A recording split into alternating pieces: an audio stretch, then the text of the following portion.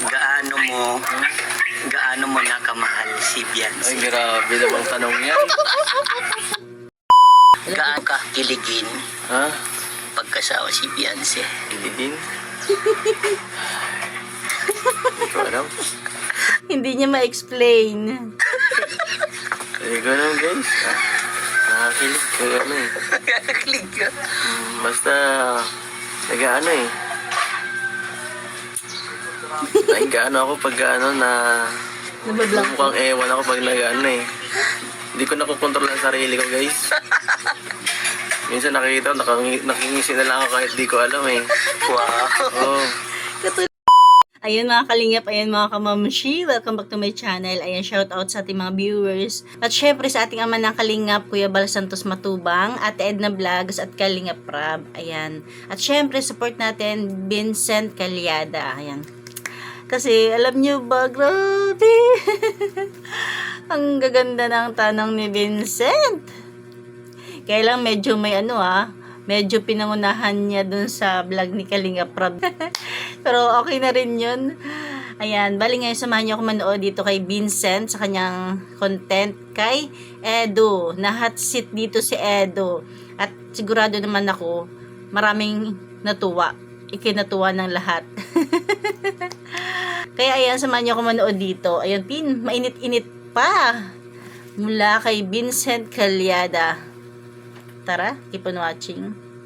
Ayan mga kalingap, ang Kalingap Edo, ang boyfriend ni Beyonce. Ayan, shout out. Ayan.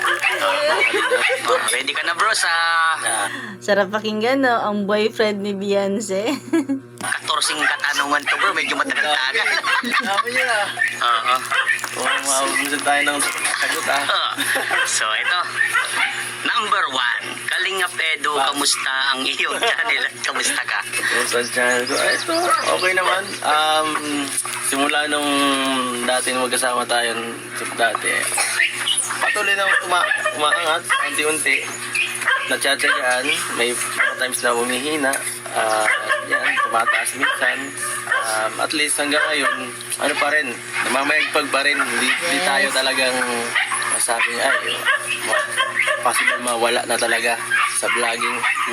Yan, salamat syempre kala Kalingap Rab. Syempre mahalaga yung kanilang pagbablog sa atin, nakakapag-boost sa ating channel. Yan. Yes. At napopromote ang channel natin, napaka-thankful po sa kanila. Syempre sa Panginoon din kasi yan, napaka-blessed natin. Grabe, no? Napansin nyo ba? Talagang pag may mga tanungan about sa ganyan, hindi talaga naaalis ni Kalingap Edo na magpasalamat. Syempre, unang-una sa itaas. Tapos kina Kuya Bal, kay Kalingap Rab, no? Appreciate niya talaga na nakapasok siya sa Kalingap. Sana lahat ng K-boys ganyan, no? Kaya, pahalagahan na nasa K-boys kayo, na nasa Kalingap kayo. Napunta tayo sa gantong napakagandang grupong to. So, Ako pa tungkol sa akin pa? Ito, ako naman, tungkol sa akin, okay na okay ako ngayon. Masayang-masaya ako dahil sobrang daming dumadating na biyaya sa aking buhay. lalo na, May mga dumadating pang iba. Yan, thank you po. akala ko, masaya ka dahil lang niya si Beyonce. Syempre, kasama na yun. Ito na, pangalawang katanungan. Second question. Kamusta kayo ni Beyonce? Basta? Okay naman. Pangalawang tanong pa lang yan, ha? Pero, medyo mainit-init na. I-14 pa.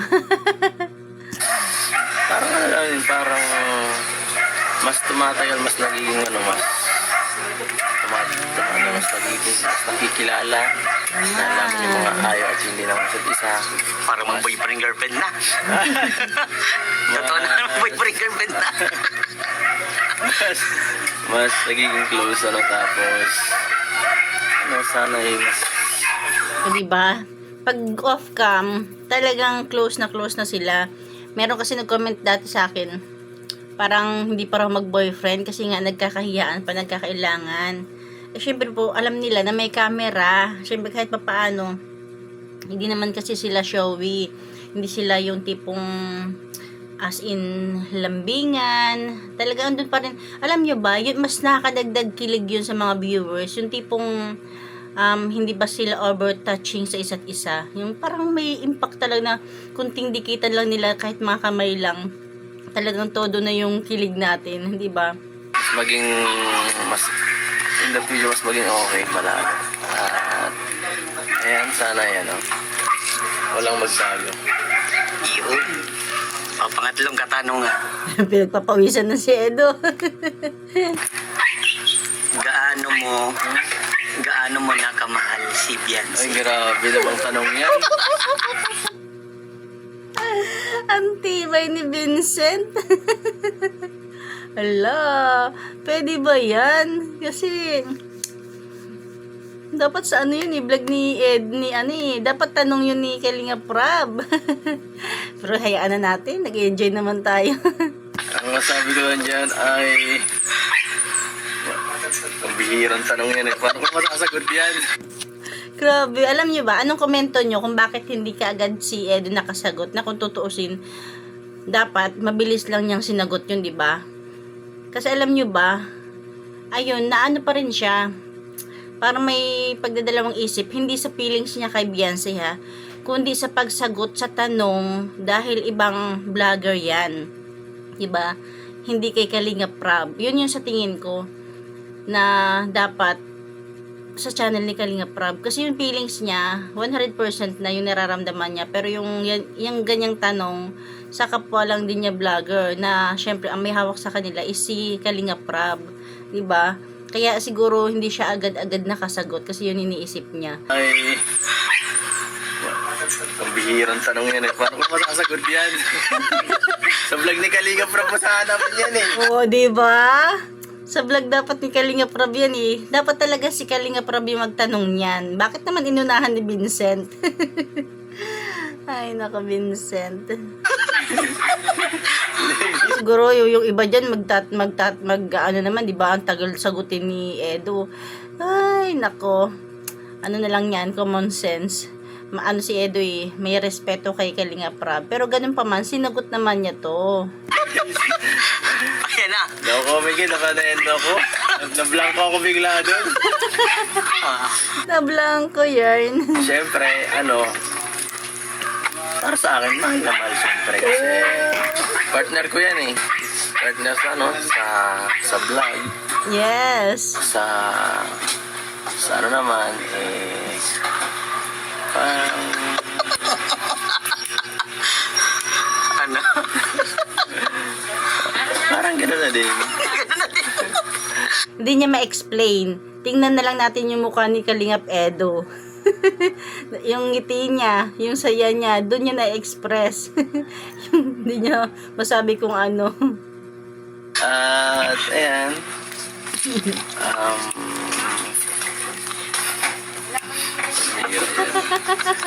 Basta maging mapagmatchag na lang lahat. Ganyan din kung ano nangyayari kasi kami. O diba? Maging mapagmatsyag na lang ang lahat. O diba? Pagmasdan natin si Edo sa mga ngiti niya. Diba? Ano lang kami, low-key lang eh. Lucky lang ha. Low-key lang daw sila. Uli. Low-key lang tayo guys. Ito, one word para kay Beyonce, then explain.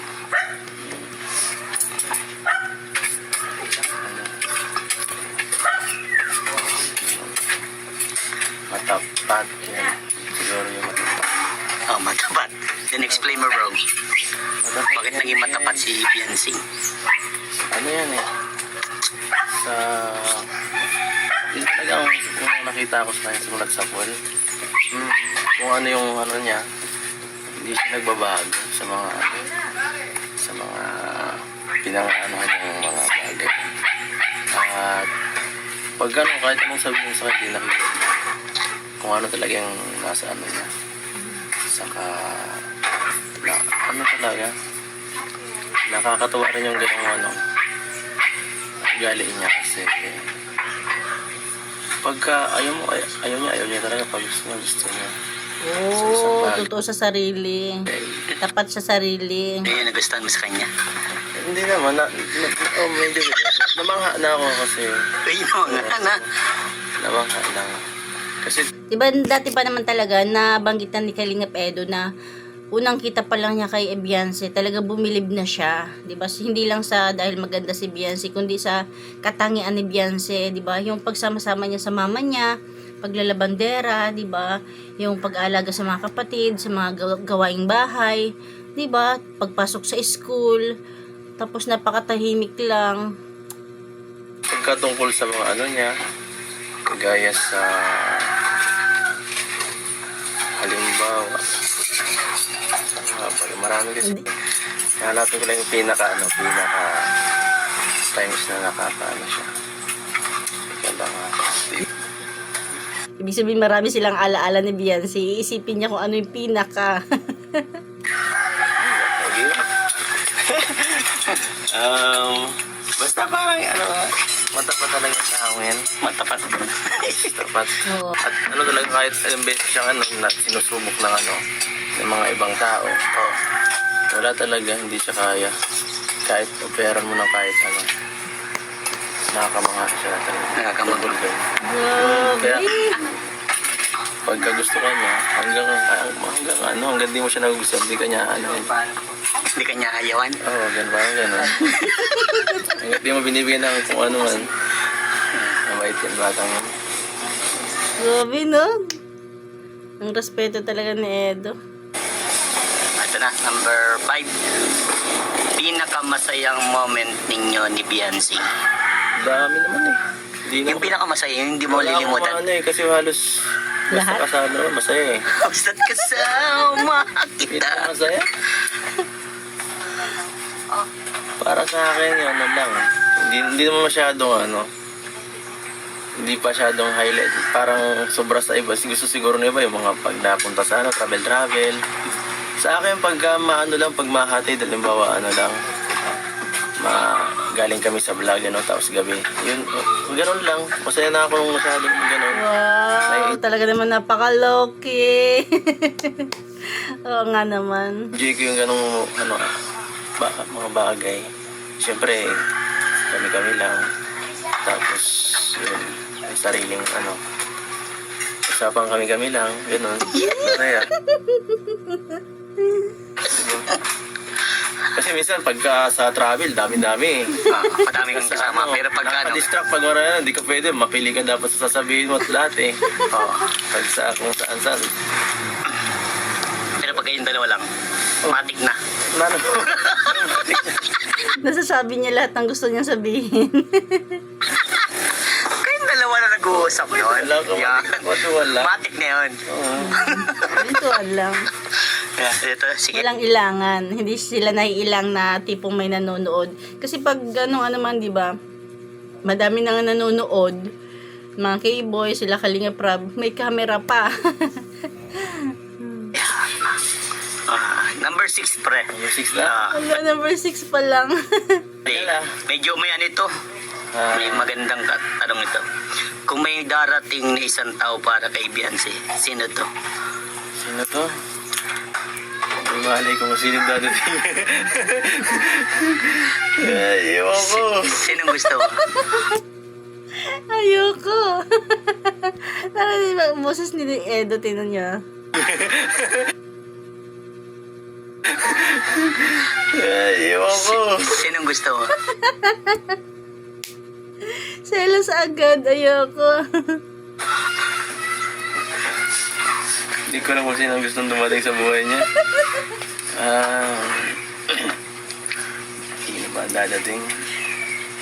Ako na, andito na ako eh. Kaya dati na ako nakadating eh. Wala nang dadating. Andiyan na, no? Wala na. Ayos. Good answer. Galing ni Edo. Nakuha mo yung tamang sagot. Perfect. Ito, number 7. Anong nagustuhan mo kay Beyonce? Ha? Yung kanina. Parang parang doon sa number 4 na tanong, parehas. Parang ganun din. Kaya, Yung maging matapat. paano siya? maano talaga. Yung kanyang ano talaga, yung mga bagay na gusto niya talaga. O, di ba? Parehas nga. Mga ganong klase, ano. Yun ang nagustuhan mo. Saka, Gusto ko niya. oo, ano, straight to the point. Wala Yeah. nang ano pa, wala nang Paligoy-ligoy pa. walang kimi-kimi dapat. Ito. Sige. Galing. Pangwalo. Kung mapapanood dito ni Beyonce, ano masasabi mo? Siyempre, tingin ka sa camera. Pero kunyari si Beyonce to. Ang sabi ko ay sana ay takpan mo ang tenga mo. Joke lang. Hindi, sana yan, no? Sana ay palagi kang okay kung nasa lupalop ka man ngayon. At Pero iingat magkachat. ka palagi. Update ka pa minsan-minsan. Ay, may dadagdag pala ako. Lagi ba kayo nag-updatean sa isa't isa sa messenger? Tamad yan mag-reply eh. Yung totoo? Oo, tamad yan mag-reply. Pero ikaw lagi ka na-update sa kanya. Sakto lang din, pag nagre-reply lang din siya. Pero sa tingin ko mas okay yung ganyan, no? Na yung bago pa lang ganyan na, masanay na sila sa isa't isa. Kaysa naman sa, porkit bago pa lang sila, ayan, talagang sweetness, 'di ba? Talagang nakapokus sila sa isa't isa, sa pag-text-text, tapos pagdating ng araw, pag tagal-tagal, naglaylo, ayan, mas nakakasama ng loob. At least ngayon pa lang, ganyan na, okay na yung ganyan. Diba, masanay na sila. Kasi darating din talaga yung time na hindi na ganun kakilig, hindi na ganun ka-excite, pero nagmamahalan pa rin. Ay! Wala lang. Kasi may message sa akin eh. Alam niyo yung kasama Oo, ibig sabihin, tuloy muna natin. pala ako. Kasi alam niyo yung kasama mo ako. Ha? Alam niyo yung kasama mo ako. O tapos, sa akin hindi siya nag-chat oh. Wala pa ako good morning oh. Isa lang ibig sabihin yan. Kahit hindi masyado nagte-text or tumatawag si Beyonce kay Edo, dahil ayaw niyang ipakita ng 100%, tama lang yun. Updated pa rin naman si Beyonce. Nagtatanong-tanong sa mga kaibigan. O diba? Kasi alam nga ni Beyonce na kasi magkasama sila eh. At deep inside, natuwa yan si Edo. Natuwa na updated sa kanya si Beyonce ngayon dahil nagtanong. Ay, Oh, alam na this. ewan ko dyan. Ah, O kagabi pa to. nag-reply. Sige, ito na. O diba? Updated. Relate. Number 9. Isang pangako na kinakapitan ninyo ni Beyonce. Oh, Pangako sa'yo. tindi na mga tanong ni Vincent. Inunahan si Kalinga Prab. Ang pangako ko wala eh. Wala yung pangako ko, di ko nadala. Oh, lagot na. Baka makapasok dito yung mga basher. Wala, ang pangako. Hindi nga yung pangako eh. Hindi ko nadala ngayon eh. Naligo ako eh. Nakalimutan. Sabihin na lang ni Edo, nandito na yun sa puso. Kahit makalimutan ng singsing, yung pangakong singsing, nasa puso na yung pangako. Kasi hindi naman bolero si si Edo. Putan ko. Yun, sinasabi ko sa kanya sa yung birthday niya na sabi ko eh. Bulong lang yan, oh. Yan. Hindi, matagal na yun. Sinabi ko yun sa birthday eh. Ano sabi mo? Kaya hanggat nandito to, hindi ako mawawala sa kanya. Hanggat suot na to. Yun. Yun lang eh. Seryoso? Ipatango-tango pa? Ulitin natin. Hanggat suot na to. Yun. Yun lang yun guys. Ba't parang kinikilig ako? Kinikilig agad ah. Wow, Kinikilig si Vincent. grabe. Oh, number 10. Hanggang suot mo yan, hanggang lalaki sa kanya. E paano yun? Hindi mo suot. Okay lang yun. Basta, dapat siguro gusto niya sabihin, hanggat nasa akin to. Hanggat nasa akin tong sing-sing na to. At kahit mawala yung sing-sing, di ba? Nasa kanya pa rin si sila pa rin. Yung pangako niya para sa iyo, ano yung sinabi? Wala yung ako. Wala siyang sinabi? Wala eh. Hindi man to, patawa-tawa lang to lagi. Dami sa siko, ano? Dami sa siko, kalabit. Kaya nga. Number 10. Ano masasabi mo sa mga supporter niyo ni Beyonce? Siyempre, thank you sa lahat po ng ano niyo, ng suporta. Kasi grabe, sobrang tagal na po ng samahan namin, no? Isang taon mahigit na. Pero, andyan pa rin kayo sa amin para suportahan kami, hindi lang sa sa love team namin, pati doon sa mga kanya-kanya namin buhay sa channel ko. Ayan. At grabe, hindi ko po alam kung magiging ganito para ka-successful kung hindi siya nakipag-partner. Oo, dati sikat na din ako before mag-ano si Bansi, pero mas Mas nagmamlat. Wow! Appreciate din ni Edo. Alright. Thank you po. Dahil niya. Yeah. Number 11. Ito na, pinakamaganda. Na lang. Lapit-lapit na. Ano ka kiligin Ha? pagkasawa si Beyonce? Kiligin? Hindi ko alam. Hindi niya ma-explain. Lapit-lapit na. Ano ka kiligin Ha? pagkasawa si Beyonce? Kiligin? Hindi ko alam. Hindi niya ma-explain. Hindi ko alam, guys. Nakakilig. Kaya ano eh. Kilig ka. Basta, nag-ano eh.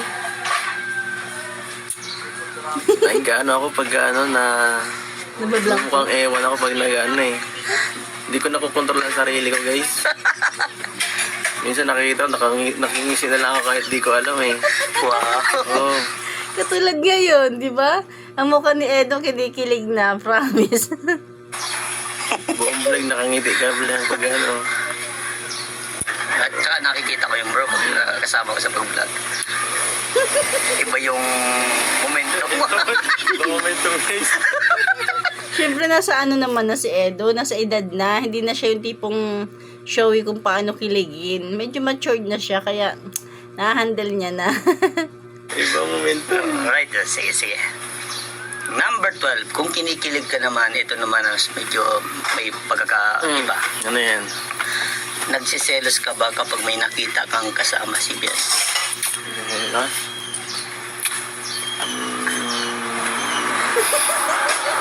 Sabira. Selos. Siyempre naman, nahiya lang yung sagutin. Slight lang. Slight lang. Slight lang. Hindi pa Pero di naman ako, hindi mo ko nagpapahalata. Slight lang. Oo, tama lang. Okay lang yun. Pero yung suntok sa padam ko. Normal yun. Hindi. Hindi ako. Hindi ka ganun. Hindi ganun.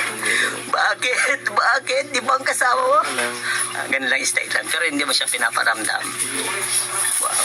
Pero may time nagtatanong siya sa'yo. Ganun. Na? Nagsiselos ka ba? Kinukumpronta niya ka. Kinukumpronta ka. Hindi. May nangyaring ganun. Hindi masyado. Hindi ko na eh. Nasabi lang, ay kasama ko lang si ganyan, si ganyan. Oh. Ewan ko, selos na yun, o ano.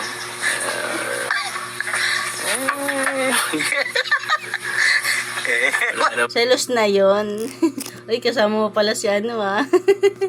Siyempre ano rin, ibig sabihin, pareha sila magaling. Magaling magtago ng emosyon. Pero minsan mas okay na rin yung sinasabi ng ano no, yung maayos na paraan para kahit papaano alam nila kung nagsiselos sila o hindi para maiwasan, no? Kahit ano lang, sa maayos na pagsabi. Wala gano'n eh. Wala masyado sa kabihirang gano'n. Bira lang. May nangyaring may kasama siyang iba. Pero alam mo na yan. Alam mo na. Siyempre, ikaw yung may, may edad sa kanya. So, dapat ikaw yung mas marunong kaintindihan. Alright? Ano masasabi mo sa nararating mo ngayon at ni Beyonce? Sabi ko ay napaka swerte namin dahil napunta kami dito sa Kalingap, no? Yes, so di ba? Galing ni Edo. At yan, hindi ko alam kung anong buhay meron ako siguro kung wala ako dito. Kaya sobrang thankful ako kala Ram, kala Kuya Bal. At yan, mayroong ganitong programa na tumutulong sa mahirap. Tapos hindi lang yun, no? Kahit sa akin, nakakatulong din ako. Gawa nila yan lahat. Kaya sobrang salamat talaga.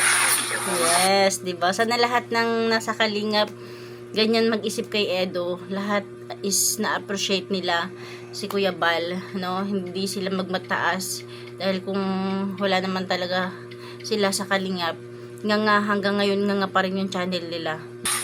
So ito na ang pinakauling katanungan. Anong ayaw mo mangyari sa inyo ni Beyonce?